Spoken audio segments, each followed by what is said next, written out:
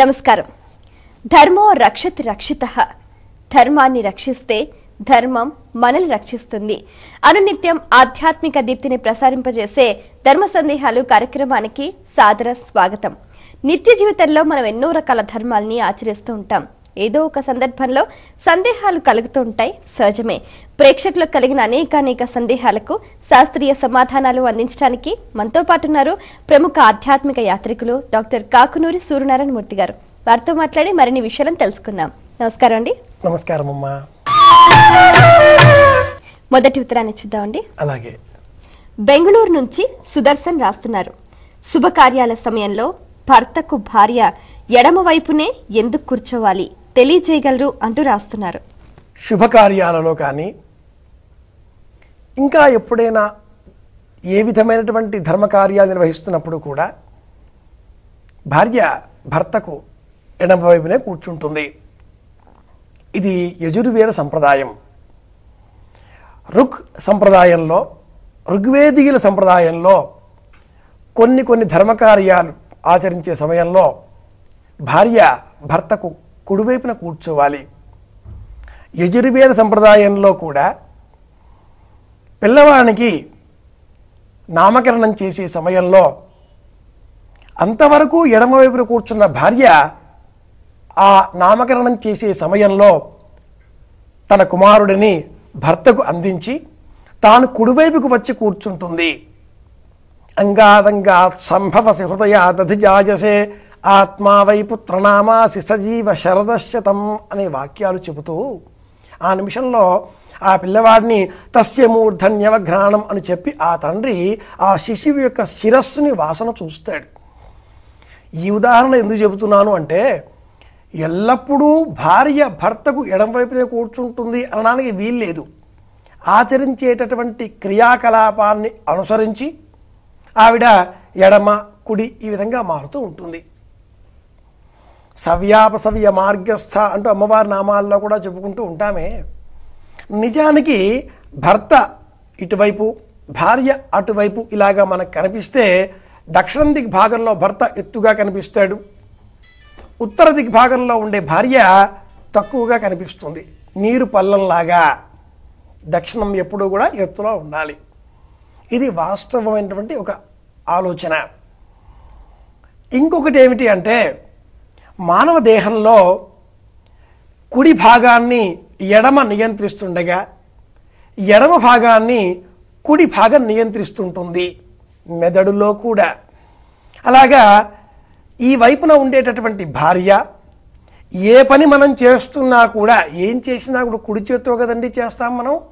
ఈ కుడివైపున చేసేటటువంటి అన్ని పనులు కూడా ఆవిడ ఆమోదంతో చేస్తున్నాము, ఆవిడ ప్రోద్బలంతో ఆచరిస్తున్నాము అనే దానికి సూచనగా కూడా సంప్రదాయం భార్యను అర్ధాంగిని అర్ధనారీష తత్వాన్ని మనం పురస్కరించుకుని చూసినట్లయితే ఈశ్వరుడు పార్వతీదేవికి తన దేహంలో ఏ భాగాన్ని ఇచ్చాడో ఆ విధంగానే ఇటువైపున కూర్చోవడం ప్రామాణికమైనటువంటి ఒక పరమసత్యంగా మనం భావించాలి.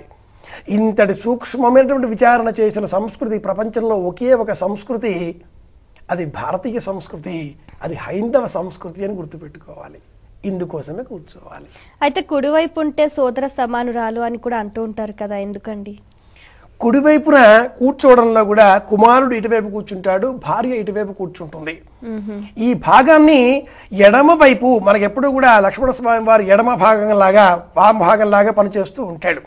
కుడివైపున కూర్చున్న వాళ్ళు ఎడమ భాగంలో ఉండే వాటికి ప్రతీకలుగా, ఎడమ వైపున కూర్చున్న వాళ్ళు కుడివైపున ఉండే భాగానికి ప్రతీకలుగా మనం భావించాలి. కనుక ఇల్లాలు ఇటువైపున ఉంటుంది, సోదరుడు ఇటువైపున ఉంటాడు. ఏదైనా యుద్ధ కార్యాలు, ఇంకెవరినైనా జయించే పనులు ఇలాంటివన్నీ కూడా చేయాలి అంటే ముందుగా ఎడమ భాగమే ముందుకు దూసుకెళ్తుంది. అక్కడ సోదరుడే పని చేస్తాడు. అందుకోసమే అలాగా. మరి ఉత్తరం చూద్దామండి. అలాగే. ఈమెయిల్ ద్వారా ప్రగతి లావణ్య రాస్తున్నారు. దేవుడి గదిలో పూజా సామాగ్రిని ముందు రోజు రాత్రి శుభ్రం చేసుకోవచ్చా, వివరించండి అంటూ రాస్తున్నారు. అందులో ఏ సందేహము లేదు. అయితే దేవతార్చన చేసిన తర్వాత ప్రధానమైనటువంటి ఆ విగ్రహములు ఏదైతే వేదిక పైన ఉన్నాయో ఆ వేదికను స్పృశించకుండా పూజా సామాగ్రి ఇతర పాత్ర సామాగ్రిని అంటే స్థాళి, ఉద్ధరణ, పాత్ర, చెంబు, ఇతర పాత్ర సామాగ్రి అంతా కూడా వేదిక క్రింద ఉండేటటువంటి వాటన్నింటినీ కూడా పూజ అయిన వెంటనే బయటకు తీసుకొచ్చేసుకోవడం, శుభ్రపరచుకోవడం, వాటిని మళ్ళీ ఆ గదిలో బోర్లించుకోవడం అనేది సంప్రదాయం చెబుతుంది. అలాగా పూజ పూర్తి చేసేసిన తర్వాత ఆ గదిలో అన్నీ అలాగే అట్టిపెట్టి వచ్చేయండి అని చెప్పదు. పూజ చేసిన తర్వాత ఆ పూజా గదిలో ఉండేటటువంటి వినియోగించిన వస్తు సామాగ్రి అంతటినీ కూడా బయటకు తీసుకొచ్చేసుకోవాలి. పూజా వేదికని మాత్రమే అందంగా పువ్వుల చేత నైవేద్యం చేత అలంకరింపజేయబడి ఉండాలి. ఇతర సామాగ్రి అంతా కూడా తెచ్చేసుకోవాలి, శుభ్రపరచుకోవాలి, ఆ గదిలో బోర్లించుకోవాలి. అందులో ఏ సందేహము లేదు. కేవలం ప్రధానమైన పూజా వేదిక మీద ఉన్నటువంటి ప్రసాదం ఏర్పాటు చేసిన పళ్ళెం కానీ, గంట కానీ, ఇతర కలశం కానీ ఏమైనా వేదిక మీద ఉంటే భోజనం చేసిన తర్వాత వేదికని స్పృశించరాదు కనుక, భోజనం చేసిన దోషం వస్తుంది కనుక కింద ఉండే వాటిని తీసుకోవచ్చును, పైన ఉండే వేదికని మాత్రం స్పృశించరాదు. అందుకే చాలామంది పరమాత్మకు హారతిని వెలిగించిన తర్వాత ఆ హారతి పళ్ళాన్ని కూడా క్రిందే పెడతారు, పైన పెట్టకూడదు కూడా. ఆయన పరమాత్ముడు ఆయన కూర్చుని ఆ వేదిక పైన ఇంకా ఏవి కూడా ఉపచారక ద్రవ్యాలను ఉపచారం చేసిన తర్వాత ఏమండోయ్ తిరుపతిలో జరిగేటువంటి అర్చనలు చూపిస్తూ ఉంటారు. మనకు స్వామివారికి అనేకమైన అర్చనలు చేస్తూ ఉంటారు. వారు ఉండే ఆ వేదిక పైన హారతి చూపించిన తర్వాత ఆ హారతిని వెంటనే తీసుకువెళ్తారు, అక్కడే అట్టి పెట్టరు. అలాగే అగరొత్తులు కానీ నైవేద్యం కానీ ఆ స్వామికి దర్శింపజేసిన తర్వాత అక్కడే అలాగే అట్టి పెట్టరండి, పక్కకి తీసుకువెళ్తారు. తీసుకువెళ్ళిన మరుక్షణమే శుభ్రం చేసుకుంటారు. అందులో ఏ దోషమూ లేదు. ఇది సమాధానం.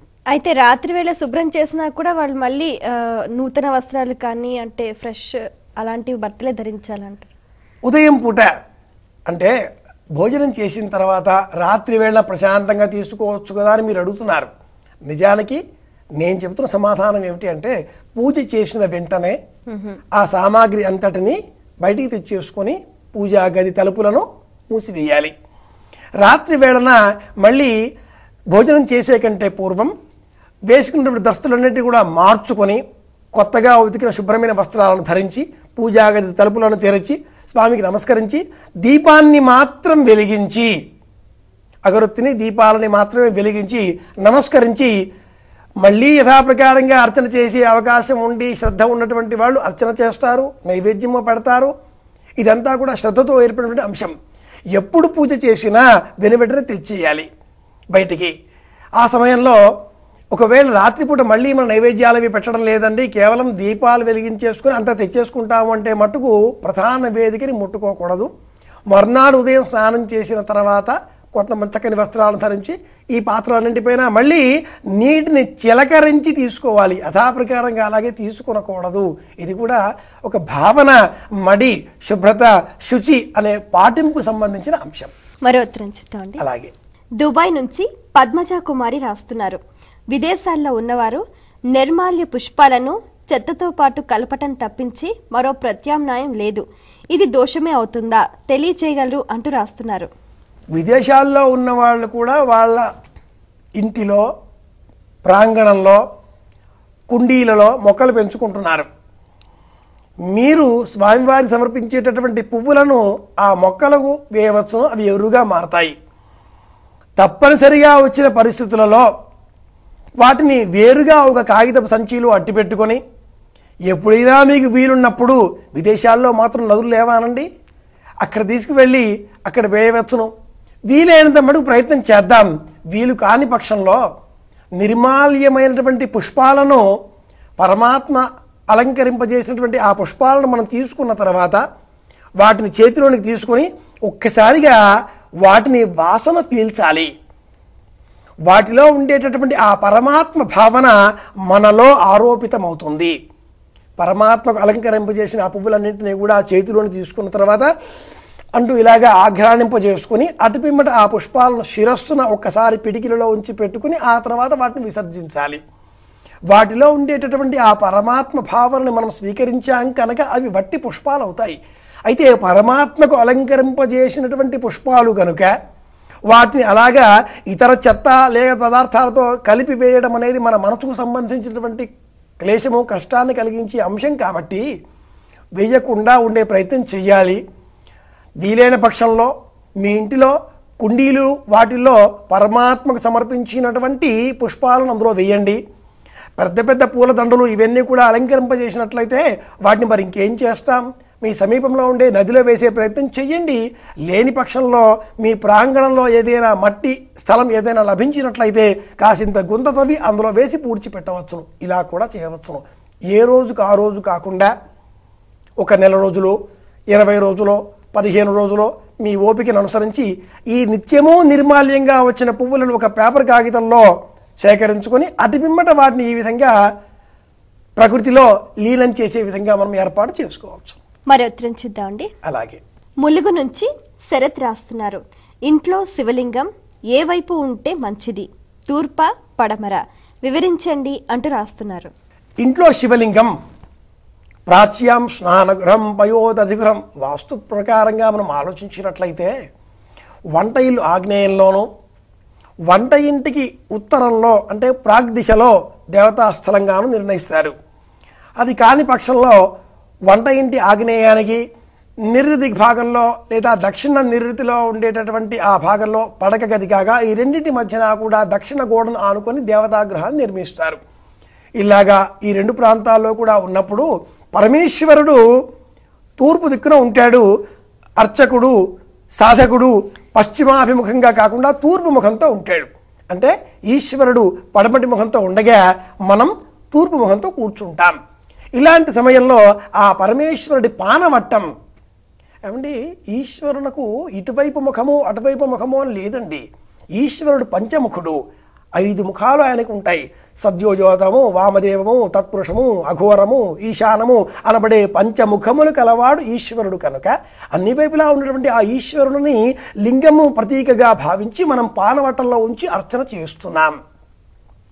ఈ అర్చన చేసే సమయంలో ఆ పానవట్టము అలాగా నీరు పోయేటటువంటి ధార ఇది మాత్రం ఎప్పుడు కూడా ఉత్తరం దిగ్భాగం వైపున ఉండాలి. పానవట్ట నీళ్లు పోయే భాగం ఎప్పుడు కూడా ఉత్తరం దిగ్భాగంలో ఉండాలి. అర్చన చేసేటటువంటి సాధకుడు, అభిషేకం చేసేటటువంటి వ్యక్తి ఉదయం వేళన దక్షిణ దిగ్భాగంలో కూర్చొని అంటే ఆయన కూడా ఉత్తర దిగ్భాగం మొహం చూసే విధంగా కూర్చొని నీరు పోయాలి. సాయంత్రం వేళ అభిషేకం చేసే సమయంలో పశ్చిమ దిగ్భాగంలో వచ్చే విధంగా అంటే పడమటి ముఖం వేసుకుని కూర్చొని అభిషేకం చేయాలి. అప్పుడు కుడి చేతి వైపుకి పానవట్టం వస్తుంది. ఇవి రెండు ప్రధానంగా చెబుతారు. మనం తూర్పు వైపున కూర్చొని ఈశ్వరుడిని ఉత్తర దిగ్భాగంలో ఉంచి అభిషేకం చేసే సమయం కూడా లోకంలో ఆచారంలో ఉంది. కానీ సంప్రదాయంలో మట్టుకు మనం దక్షిణ దిగ్భాగంలో కూర్చొని మన ముఖం ఉత్తరం చూస్తూ ఉండగా మన సన్నిధానంలో పరమేశ్వరుడు ఉంటాడు. ఆ పరమేశ్వరుడి పానవట్టం కూడా ఉత్తర దిగ్భాగం వైపే ఉంటుంది. ఇలాగా అభిషేకం చేయాలి. ఇక తూర్పు వైప పడమటి వైప అంటూ వాళ్ళు అడిగారు. తూర్పు దిగ్భాగంలో ఉండాలి. ఈశ్వరుడు పానవట్టం మట్టుకు ఉత్తర దిగ్భాగంలో ఉండాలి. ఇది సమాధానం. మరో ఉత్తరం చూద్దామండి. ఈమెయిల్ ద్వారా రఘు రాస్తున్నారు. నానమ్మ చనిపోతే మనవడికి సూతకం వర్తిస్తుందా? అతడు వివాహం ఎప్పుడు చేసుకోవచ్చు తెలియజేయగలరు అంటూ రాస్తున్నారు. తప్పకుండా వర్తిస్తుంది. 1 సంవత్సర కాలం పాటు ఆగవలసిందే. పితామహశ్చైవ తథైవ ప్రపితామహ అంటూ ధర్మం చెప్పే సమయంలో మరణించిన వారిని సపత్నీకం అని చెబుతారు. నాన్నమ్మ గోత్రం కూడా మీ గోత్రమే. నాన్నమ్మ ఇంటి పేరు కూడా మీ ఇంటి పేరే. అమ్మమ్మ వేరు, నాన్నమ్మ వేరు. పురుషపరంగా మనం ఈ ధర్మాలని పాటిస్తున్నాం కాబట్టి అంటే తండ్రి, తాత, ముత్తాత ప్రాథమికంగా పురుషపరంగానే మనం చెప్పుకుంటూ ఉంటున్నాం కాబట్టి ఈ ధర్మసూత్రాన్ని అనుసరించి నాన్నమ్మ గతించినట్లయితే ఆ మనుమడికి 1 సంవత్సరం పాటు జాతాశౌచం, మృతాశౌచం ఇవన్నీ కూడా పాటించాలి. మృతాశౌచం 1 సంవత్సరం పాటు తప్పనిసరిగా ఉంటుంది. నిజానికి సపిండులందరికీ కూడా 7 తరముల వరకు కూడా ఉంటుంది అంటూ ధర్మం చెబుతుంది. మహాభారత యుద్ధంలో 7 తరాల వాళ్ళు యుద్ధం చేశారు, చనిపోయారట. అలాగా 7 తరాల వరకు కూడా ఈ ఆశౌచం ఉంటుంది. సపిండులు వీళ్ళు 21,000 మంది వరకు కూడా రావచ్చును అంటుంది ఎల్లాజీయం. అంతమంది కాకపోయినా కనీసం 3 తరాల వారికైనా ఆదౌ పిత తథా మాత సాపత్రి జననీ తథా ఇలాగ చాలా ధర్మాలు ఉన్నాయండి. కాలానుగుణంగా మనం ఏమిటి అని ఆలోచన చేస్తే మట్టుకు నానమ్మ తాతగారి భార్య, మన ఇల్లు, తాతగారు ఈ వంశము, ఆయన కుమారుడు మన తండ్రి, ఆయన కుమారుడు నేను, ఇలాగా మనమడు ఆలోచిస్తే మనమడికి ఉండే వ్యక్తిత్వం ఏమిటండి? అతని పేరు శ్రీనివాసరావు అనుకుంటాం. అయితే ఏమిటా శ్రీనివాసరావు గారు ఎవరండి అంటే వాళ్ళ నాన్నగారి పేరు చెప్పాలి, నాన్నగారు ఎవరండి అంటే ఇంటి పేరు చెప్పాలి, ఇంటి పేరు ఎవరండి అంటే మన తాతగారి పేరే వస్తుంది. ఎవరేం చేసినా కూడా తాత ముత్తాత ఇంటి పేరు పరంపర. ఆ పరంపరలో వీళ్ళు ఎలా వచ్చారు? ఆ తల్లి కారణం కాదు. కనుక సమాధానం చెప్పుకుంటే మట్టుకు 1 సంవత్సరం పాటు తప్పనిసరిగా మృతాశౌచము ఆ మనముడు పాటించవలసి ఉంటుంది. 1 సంవత్సర కాలం పాటు అతను వివాహం చేసుకోకూడదు అంటూ ధర్మం చెబుతుంది. ఎవరైనా కొంతమంది ఆధునికులు సంవత్సరం మారితే అంటే పాల్గొన మాసం వెళ్ళిపోయి చైత్ర మాసం వస్తే చేసుకోవచ్చును, స్త్రీ కాబట్టి 6 నెలలు గడిస్తే చాలును, 6 నెలలు చీకటి 6 నెలలు పగలు ఇలాగా కూడా చెప్పుకోవచ్చును అంటూ అమెండ్మెంట్స్ వేసి చెప్పుకుంటున్నారేమో కానీ ప్రాథమికంగా ధర్మం మట్టుకు 1 సంవత్సర కాలం పాటు అంటుంది. ఇది సమాధానం. బెంగళూరు నుంచి లావణ్య రాస్తున్నారు, బీజాక్షర మంత్రం అంటే ఏమిటి? బీజాక్షర మంత్రాలు ఎన్ని ఉన్నాయి తెలియజేయగలరు అంటూ రాస్తున్నారు. బీజాక్షరములు అంటే ఏమిటి, బీజాక్షరము గల మంత్రములు ఎన్ని ఉన్నాయి అని చెప్పుకుంటే, నమంత్రమక్షరం నాస్తి, మంత్రము కానటువంటి అక్షరం లేదు. సంప్రదాయంలో ఒక పుస్తకం ఉంది తల్లి, అక్షమాలికోపనిషత్తు అని దాని పేరు. అందులో ప్రతి అక్షరానికి ఉండేటటువంటి శక్తి, కీలకము, బీజము ఇవన్నీ కూడా ఆ గ్రంథంలో చెప్పబడి ఉన్నాయి. అక్షమాలికోపనిషత్తు ఆ పుస్తకం పేరు. మరోసారి చెప్పుకుంటున్నాం. ఈ పుస్తకంలో క్లీం కామరాజ బీజమని, శ్రీం లక్ష్మీ బీజమని, హం ఆకాశ బీజమని, లం పృథివీ బీజమని ఇలాగ మనం చెప్పుకుంటూ ఉంటాం. ఈ అక్షరాలన్నీ కూడా విశ్వంలో మనకు కనిపించేటటువంటి ఈ పాంచభౌతికమైన అంశాలతో ముడిపడి ఉంటాయి. ఒక్కొక్క అక్షరం ఒక్కొక్క భౌతిక స్వరూపాన్ని ఉద్వలింపజేస్తుంది. ఒక్కొక్క అక్షరం మనలో ఒక్కొక్క ప్రకృతిని పెంపొందిస్తుంది. ఐం హ్రీం శ్రీం క్లీం సౌహ్ ఇలాగ ఎన్నో బీజాక్షరాలు చెబుతూ ఉంటారు. వీటితో పాటు దేవతా నామాలను కూడా జోడించి మహాలక్ష్మే నమః, శ్రీమాత్రే నమః, రామచంద్ర పరబ్రహ్మణే నమః ఇలాగ ఏ నామం చెప్పినా కూడా ప్రతి నామం కూడా ఒక మంత్రమే. నమంత్రమక్షరం నాస్తి, మంత్రము కానటువంటి అక్షరము ఈ విశ్వంలో లేదు. అసలు అక్షరం అంటేనే నాశనము లేనటువంటిది, క్షరము కానటువంటిది అక్షరము అని అర్థం. అటువంటప్పుడు ఒక జామ పండు ఉందనుకుందాం అమ్మాయి, అందులో కొన్ని విత్తనాలు ఉంటాయి, బీజాలు అని చెబుతారు. ఈ జామ పండులో ఏదో ఒక విత్తనం అమృతతుల్యమైనటువంటిది ఉంటుందిట. అందుకే సనాతనులు జామపండు ఎవరైనా ఇస్తే ఆ జామపండును త్రుంచి చెరిసగం తిందాం అని అనరు. జామపండును ఎవరు తిన్నా పూర్తిగా తినాలి. ఇద్దరున్నారండి, ఒక వ్యక్తి జామపండు ఇచ్చారు, వెంటనే ఆ వ్యక్తి రెండో వ్యక్తికి ఇచ్చేస్తాడు, మీరు తీసుకోండి అంటూ ఇచ్చేస్తాడు. అంతేగాని దాన్ని త్రుంచి లేదా ముక్కలు కోసి ఆ బీజ అమృతం ఎక్కడ ఉంటుందో తెలియదు కదా. అలాగే ఈ బీజాక్షర విశ్వంలో ఈ మంత్రములు ఇన్ని అని మనం చెప్పలేము. ఛందస్సు అనే నిర్మాణానికి వస్తే మట్టుకు 32 ఛందస్సులు వేదం వర్ణిస్తుంది. అక్షరాలన్నీ కూడా మంత్రాలే. అందుకే ఈ విశ్వంలో ఉండేటటువంటి దేవతా స్వరూపాన్ని, దైవం ఒకటే అయిన ఆ దైవాన్ని విభిన్నమైన నామాలతో వేల వేల పేర్లతో చెబుతున్నామండి. పరమాత్మను అర్చించే సమయంలో శ్రీ వెంకటేశ్వర స్వామి వారిని అర్చిస్తున్నాం, లక్ష్మీదేవిని అర్చిస్తున్నాం, లక్ష్మీదేవిలాగా ఉన్నావు అర్చిస్తున్నాం అనుకున్నాం. ఆ సమయంలో షోడశోపచారాలు చేస్తాం కదా, చేసే సమయంలో అమ్మవారి నామాలు చెబుతూ ఉంటాం. ప్రకృతి ఏ నమః, వికృతి ఏ నమః, విద్య ఏ నమః ఇలాగా చెబుతూ ఉంటాం. ఇవన్నీ కూడా బీజాక్షరాలే. ఎక్కడా కూడా ఉద్రేకపడకుండా తొందరపాటు చూపకుండా అతి వేగంతో శ్రీమాత్రే నమః, శ్రీ మహారాజ్ఞే నమః, శ్రీమత్ సింహాసనేశ్వరే నమః, శ్రీమత్ త్రిపుర సుందరియై నమః, లలితాపరాంబికాయై నమః 182వ శ్లోకం తర్వాత 6వ భాగం ఇవన్నీ కూడా గబగబ ఎంత వేగంగా చెబుతున్నామని కాకుండా ఇవన్నీ బీజాక్షరాలే. ప్రతి మాట బీజాక్షరమే.